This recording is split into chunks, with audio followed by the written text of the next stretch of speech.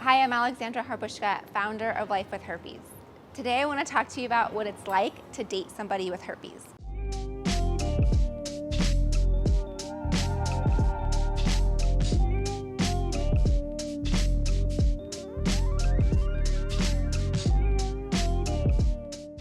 I get a lot of questions from people that either have just met somebody who has herpes or they're about to date somebody they have herpes.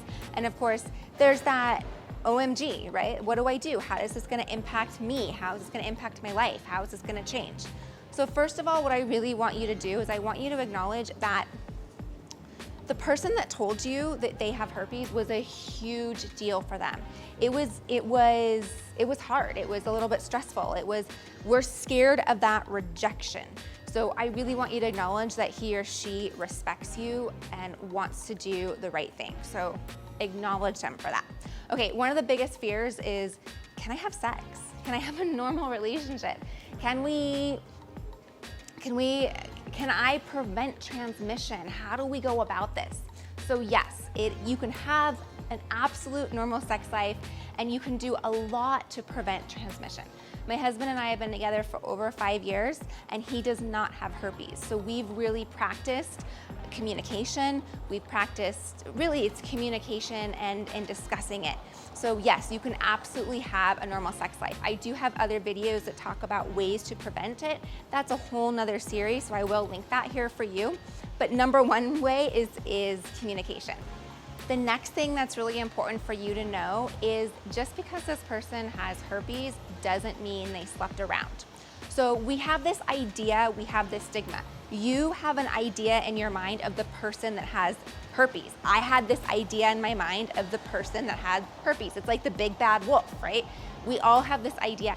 And what goes along with it is, oh, they obviously slept around, or they obviously weren't careful, or they obviously didn't care who they slept with, or they, blah, whatever the narrative is that you tell yourself, whatever that story is, doesn't mean it's true. So just because this person you like has herpes doesn't mean that they slept around or have this long list of people that they've been with. And if they do, who cares, right? Like who cares? This is a stigma and this is something that needs to be broken.